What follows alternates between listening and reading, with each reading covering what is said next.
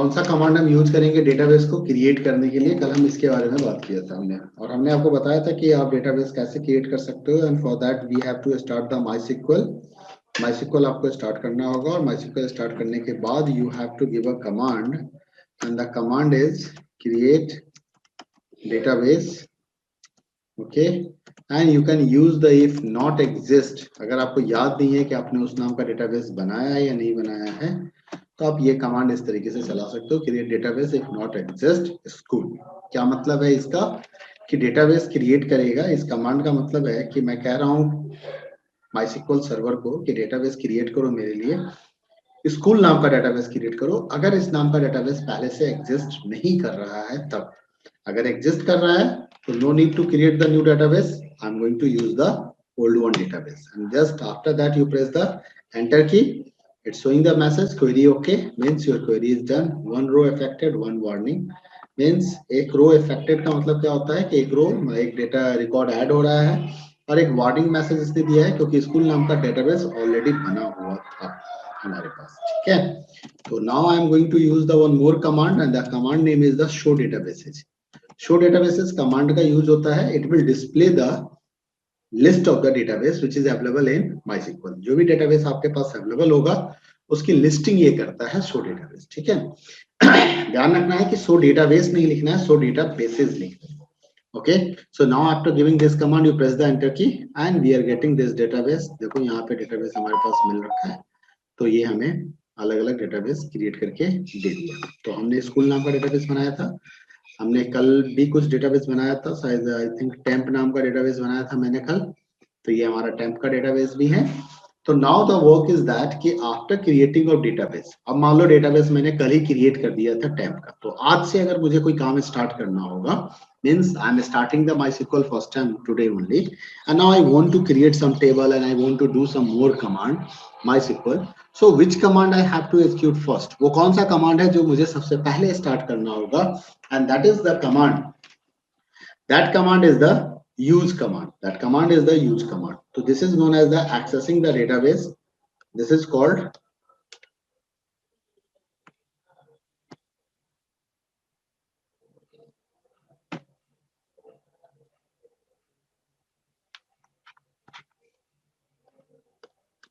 I don't know why it's not working.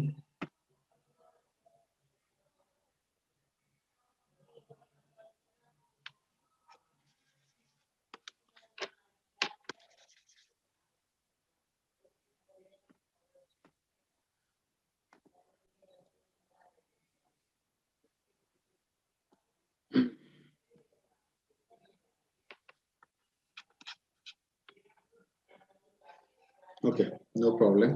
It's not working, then let them not work. I'm going to close this. I don't know why not it's working. I'm going to use this concept. Okay, so the first command we have to give here, that is before going to start the anything in a MySQL, the first command we have to use the use command. So this use command is used to open the database. ये किसी भी existing database को open करने का काम करेगा.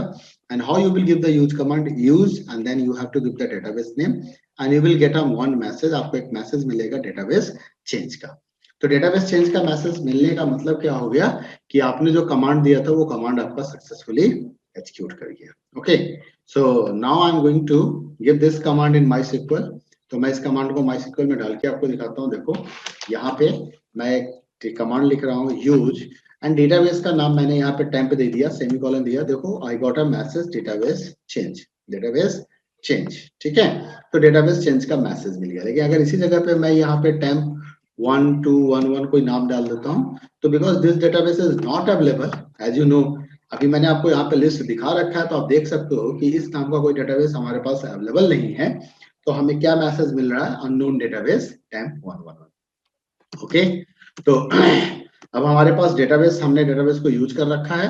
If you want to check कि which tables are available in your database, in your existing database, अगर किसी डेटाबेस के अंदर में कौन कौन से टेबल्स हैं, पहले से कौन कौन से टेबल बने हुए हैं, अगर आपने पहले से कुछ बना रखा होगा तो then we have to give a one command. उस कमांड का नाम है show tables.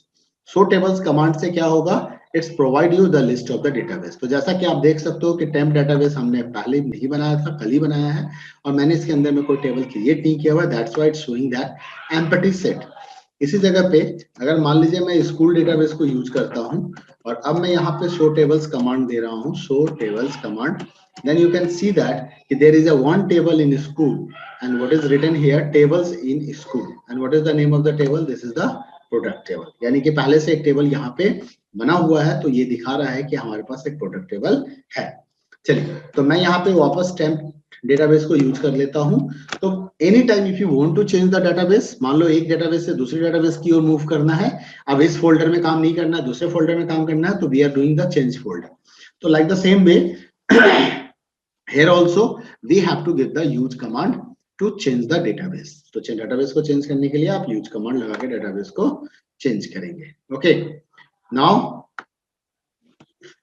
the next command is the creating tables, कि how you can create the table। अगर आपको table create करना है तो आप table कैसे create करेंगे? तो table create करने के लिए we have a one command and that command is known as the create table command। which command it is?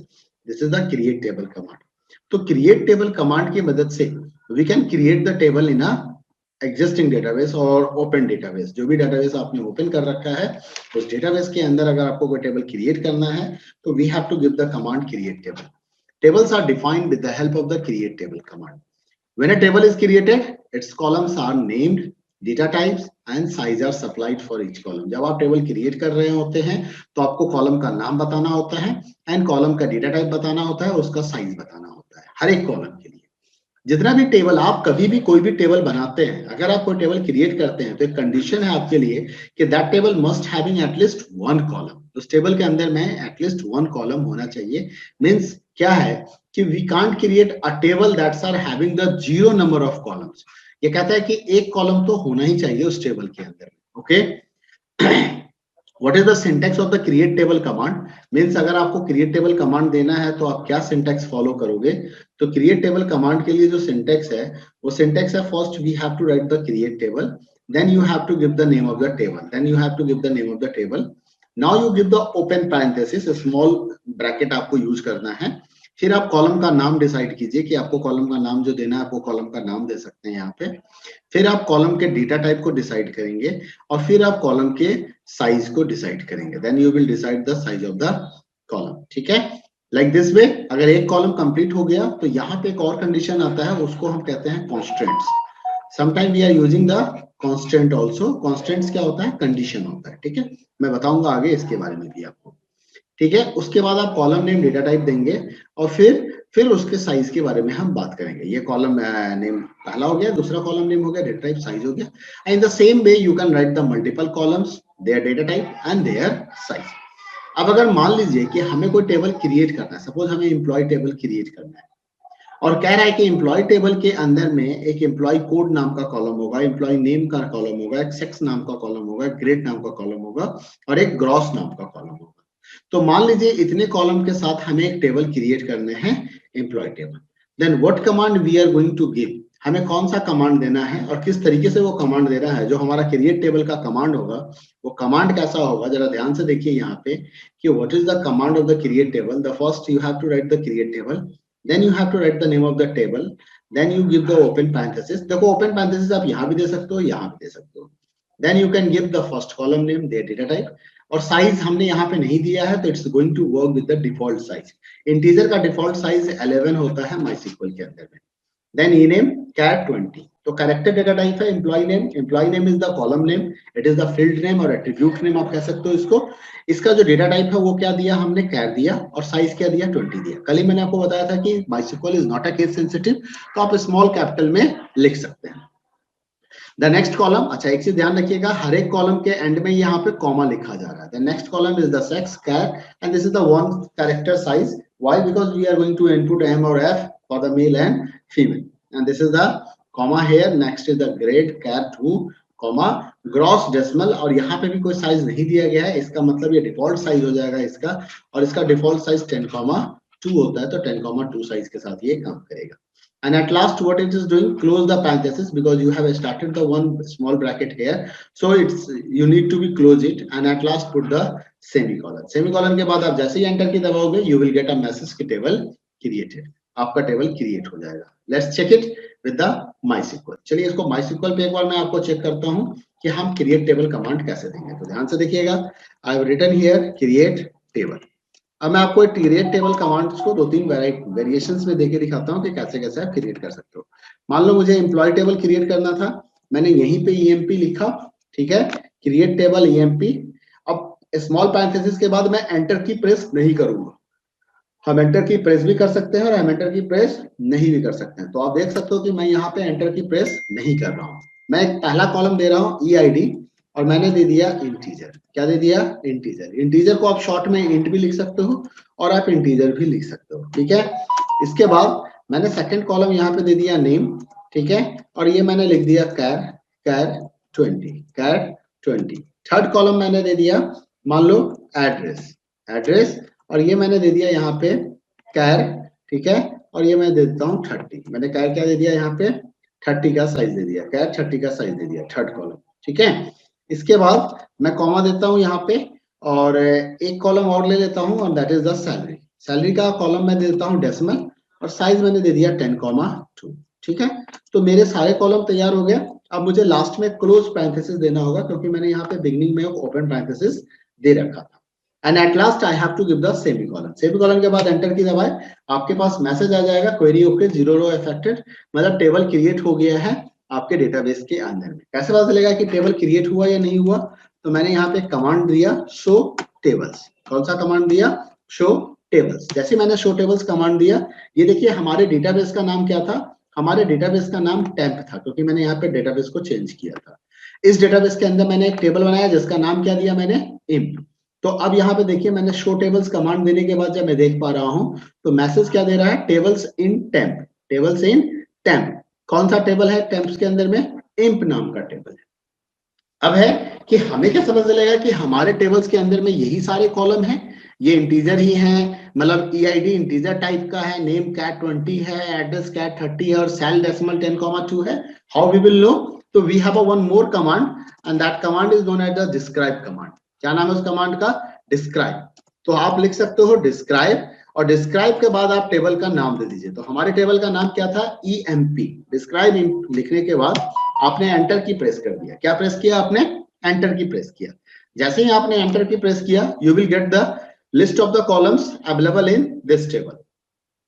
तो ये आपको क्या करेगा? कॉलम का लिस्ट प्रोवाइड करेगा and you can find it here कि देखो ये कॉलम का लिस्ट किस तरीके से आपको ये यहाँ पे प्रोवाइड कर रहा है। Now you can look at there carefully. तो अब आपको देखने को मिल रहा है कि उसने कॉलम का नाम क्या क्या लिस्ट में दिया information. The first this is the, ये बता रहा है कि फील्ड, मतलब किस किस नाम के फील्ड है। तो हमने एक फील्ड बनाया था EID के नाम से, एक फील्ड बनाया था हमने नेम के नाम से, एक फील्ड बनाया था हमने एड्रेस के नाम से, एक फील्ड बनाया था हमने सैलरी के नाम से। आप देख सकते हो EID, name, address and salary, हमने इतने नाम से फील्ड बनाए थे। ओके, EID का हमने डेटा टाइप क्या दिया था? इंटीजर। यहाँ पे देखो इसने क्या लिखा? टाइप। यहाँ पे क्या लिखा हुआ है हेडिंग में? टाइप। क्या टाइप है? इंट। साइज क्या है? 11। मैंने पहले बताया कि इंटीजर का डिफॉल्ट साइज क्या होता है? 11 होता है। मैंने कोई साइज दिया नहीं था यहाँ पे। उसके बाद यहाँ पे कैर, नेम नेम के साथ क्या डेटा टाइप लगाया हमने? कैर, और साइज क्या दिया? 20। तो आप देख सकते हो यहाँ पे क्या लिखा हुआ है? कैट 20।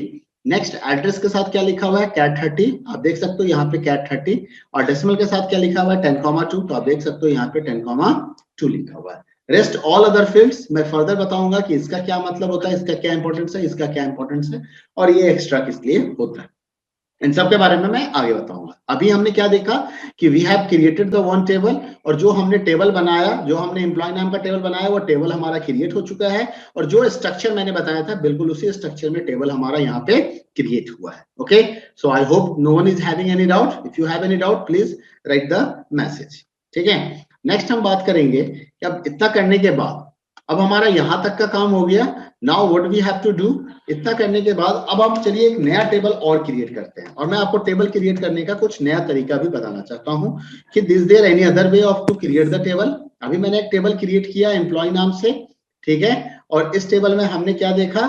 इस टेबल में हमने देखा कि वही हम सारे कॉलम का नाम एक ही लाइन में लिख रहे हैं, सारे कॉलम का नाम हमने एक ही लाइन में लिखा था, लेकिन जब मैं इस स्ट्रक्चर की बात करूं तो यहाँ पे मैंने आपको मल्टी लाइन में कमांड लिख के दिखाया था। ये आउटपुट यहाँ पे जो दिखाया जा रहा है सिंटैक्स या कमांड प्रिंट टाइप करके, ये मल्टी लाइन में दिखाया जाए। तो क्या is it possible in MySQL कि we can write the command in this way? Okay, सो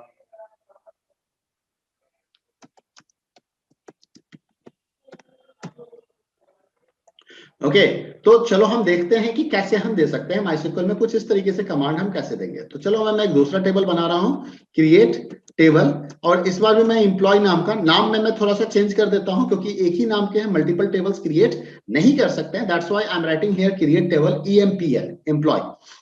चलो अब मैं यहाँ पे लिख देता हूं, मैंने यहाँ पे एंटर की दबा दिया। एंटर की के बाद देखो जैसे ही आपने एंटर की दबाया, because this command is the incomplete command, अभी तक ये कमांड आपका इनकम्प्लीट है। कंप्लीट कब होगा?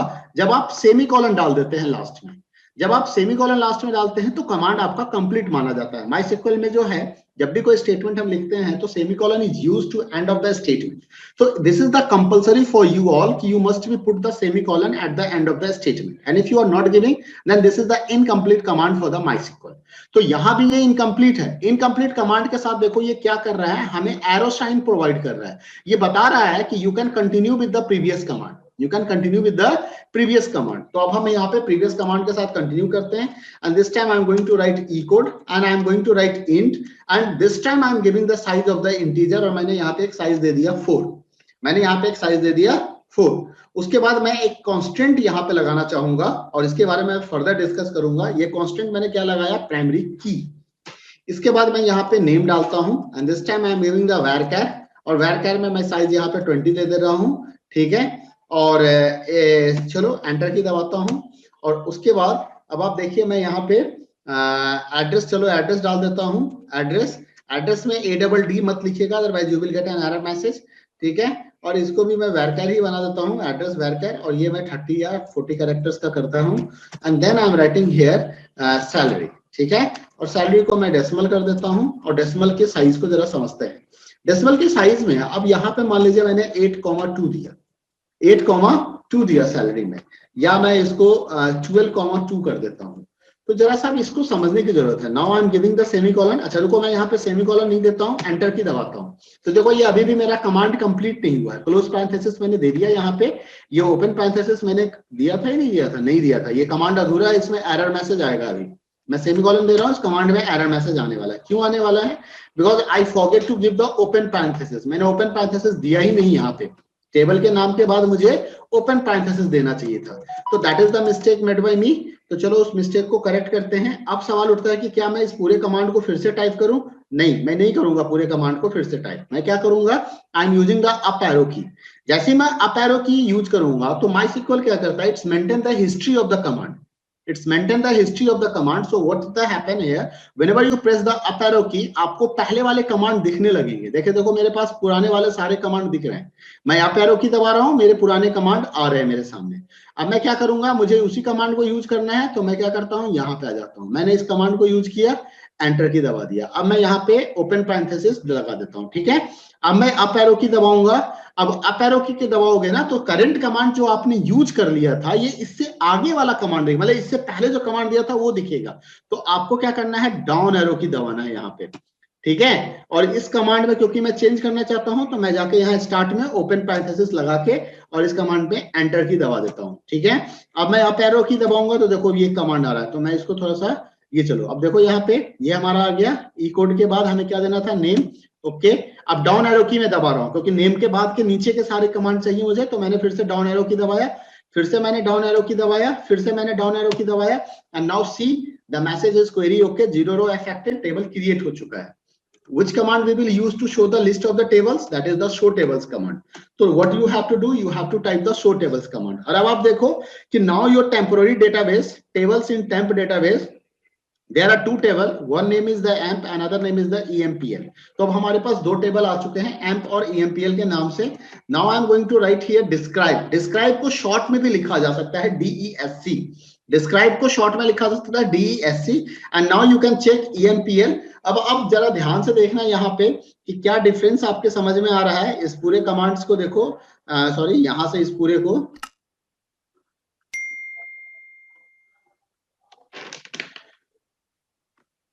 या now check this and just try to understand this कि क्या मतलब है इसका। देखो अब जरा ध्यान से, यहाँ पे फील्ड का नाम आया E code name address sal. Okay, हमने यही सारे नाम दिए थे, E code name address sal दिए थे। ठीक है, हम टाइप की बात करते हैं। इंटीजर 4 हमने लिखा था, इंटीजर 4 आ गया। वैरकैट 20 लिखा था, वैरकैट 20 आ गया। वैरकैट 30 लिखा था, वैरकैट 30 आ गया। डेसिमल 12,2 आ गया यहाँ पे। अब यहाँ पे एक नल वैल्यू देखो, पहले वाले में इसमें देखो null yes yes yes. Null का मतलब होता है in a MySQL null is the legal empty value. Null ये एक कीवर्ड है माइस्क्ल के लिए और इसका मतलब होता है legal empty value. Legal empty value मतलब अगर आप चाहते हो कि किसी कॉलम को कोई वैल्यू ना दिया जाए तो what value you can provide. अब आप अगर 0 लिख देते हो तो ये एक इंटीजर वैल्यू माना जाएगा। अगर आप ब्लैंक स्पेस लिख देते हो तो भी एक स्पेस वैल्यू माना जाएगा। ठीक है, ये सभी स्पेस वैल्यू माने जाएंगे और सभी मेमोरी कंज्यूम्स करेंगे। हम क्या करते हैं, हम चाहते हैं कि नहीं हम 0.0 भी नहीं लिख सकते हैं, तो हम क्या करेंगे इसके लिए, हम यहाँ पे लीगल एम्पटी वैल्यू का कंसेप्ट लगाएंगे। और कैसे लीगल एम्पटी वैल्यू डालेंगे, हम डालेंगे by using the null command. हम क्या करेंगे, नल वैल्यू डालेंगे उसकी जगह पे। तो नल के साथ जब आप कोई भी वैल्यू डालोगे तो वो आपका लीगल एम्पटी वैल्यू होता है। एक चीज ये ध्यान रखना है। दूसरा चीज ये ध्यान रखना है, नल के साथ कभी भी किसी भी तरह का अर्थमेटिक कैलकुलेशन अगर किया जाएगा तो रिजल्ट हमेशा नल वैल्यू आता है। इसमें पूछा जाता है कि can a null participate in arithmetic calculation, you can say yes it can participate. What is the output of this result, that is the always null value. तो हमेशा हमें क्या मिलेगा, नल वैल्यू मिलेगा इसके बारे में। ठीक है, इस चीज को ध्यान रखना है। तो अब आप देखो, जैसे ही आपने प्राइमरी की बनाया तो प्राइमरी की के बारे में मैंने बताया था कि प्राइमरी की क्या होता है। प्राइमरी की एक कांस्टेंट है, एक कंडीशन है जो मैंने इस कॉलम के ऊपर लगा दिया।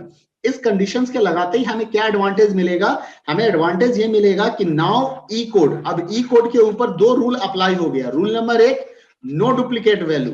नो डुप्लीकेट वैल्यू कि मतलब किसी भी 2 रिकॉर्ड का सेम एम्प्लॉय कोड नहीं हो सकता है। और सेकंड क्या हो जाएगा, no null value.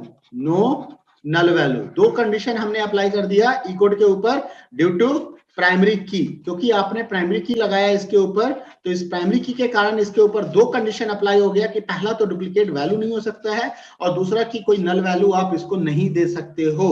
That is the limitation with the E code. ठीक है, एक चीज ये समझ में आ गया। दूसरा एक चीज समझना है, ये डेसिमल के कंसेप्ट को समझने की जरूरत है।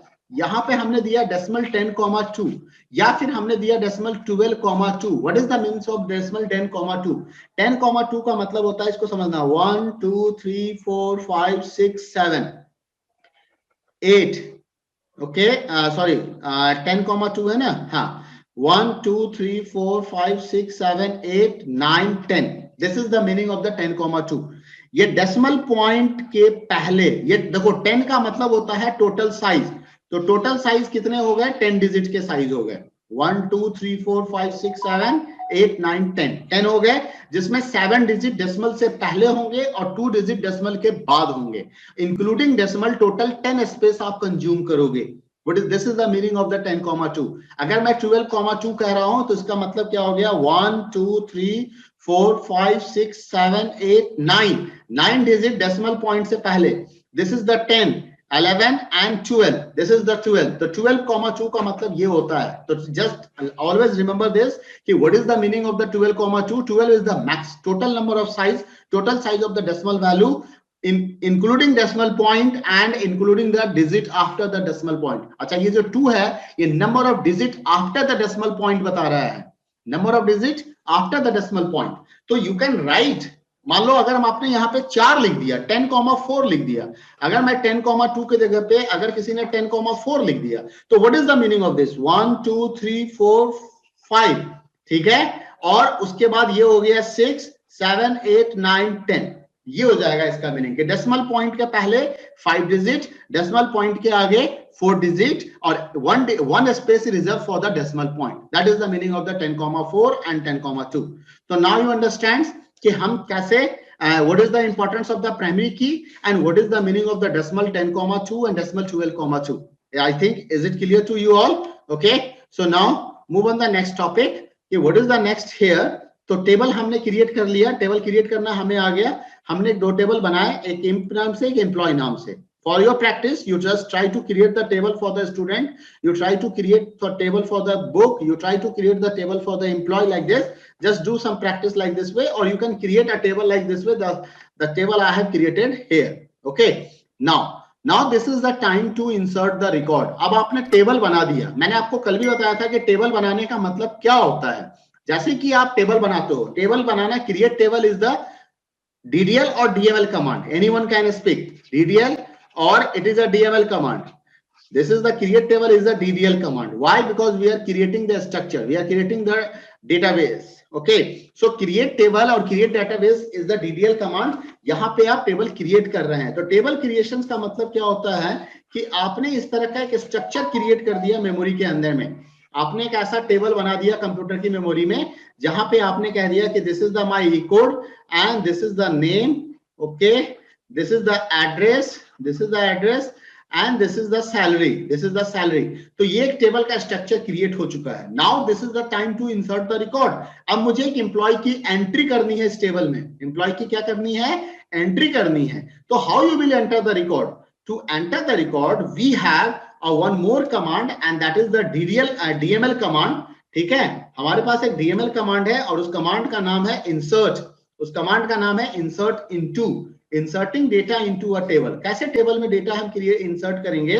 तो for that purpose we are using the insert into command। so look at this, insert into command is used to insert a record in a data table।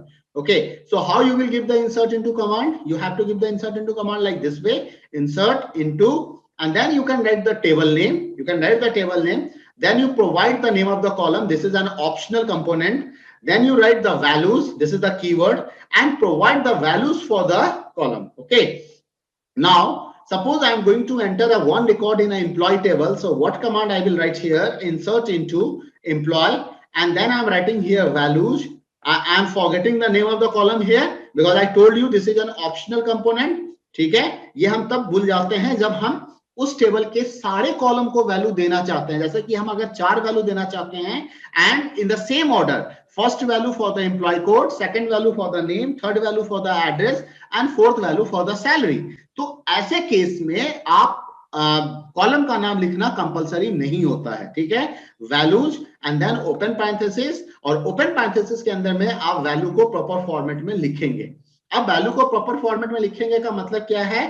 तो आइए इसको यहां से हम देखते हैं कि क्या मतलब है। जैसे हमने लिखा यहाँ पे insert into, insert INSERT into, and मैं टेबल का नाम EMP दे रहा हूं, EMPL में नहीं डाल रहा हूं। ठीक है, वैल्यूज, और मैंने एम्प्लॉय कोड डाला। एम्प्लॉय कोड हमारा इंटीजर था तो मैंने कोई इंटीजर नंबर डाल दिया 101 लाइक दिस वे। ठीक है, अब मुझे किसी बच्चे का नाम डालना है तो मैंने यहाँ पे नाम डाल दिया तन्मय शर्मा। ओके, तन्मय शर्मा मैंने नाम डाल दिया यहाँ पे।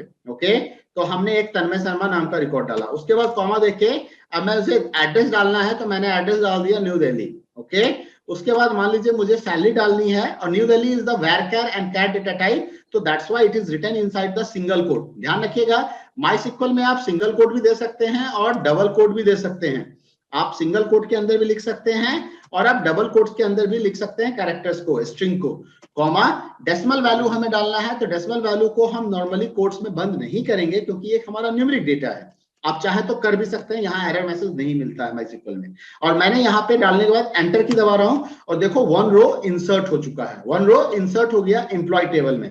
कैसे पता चलेगा रिकॉर्ड इंसर्ट हुआ या नहीं? आपको एक कमांड चलाना है, इस कमांड को याद कर लीजिए, सेलेक्ट स्टार फ्रॉम EMP और semicolon, and now you can see that कि इस एम्प्लॉय टेबल के अंदर में EMP टेबल में आपका एक रिकॉर्ड इंसर्ट हो गया है। अब आपके मन में एक दुविधा हो सकती है कि सर ये तो पहले भी इंसर्ट हो गया होगा। नहीं, सॉरी, ऐसा नहीं है। अगर ऐसा होगा तो हमने अभी 2 टेबल बनाया था, एक इंप नाम का और एक EMPL नाम का। EMPL टेबल में देखो क्या मैसेज आ रहा है, एम्प्टी सेट आ रहा है, मतलब there is no record in EMPL table.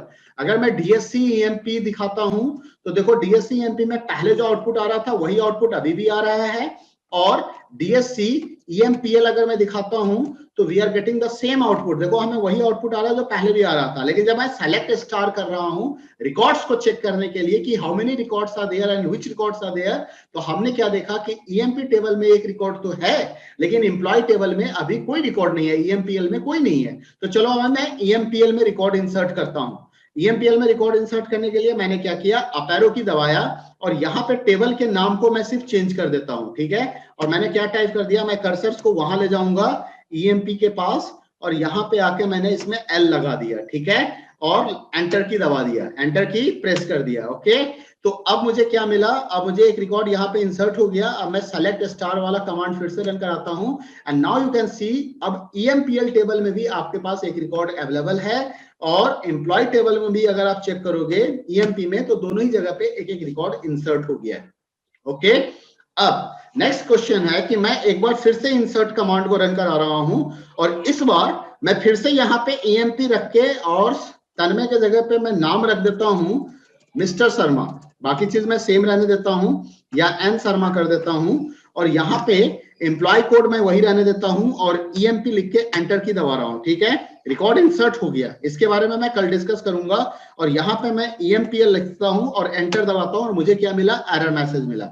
Why this error message I am getting here, EMP table में 101 आईडी के साथ मैंने नया रिकॉर्ड इंसर्ट कर दिया, लेकिन ईएमपीएल टेबल में 101 आईडी के साथ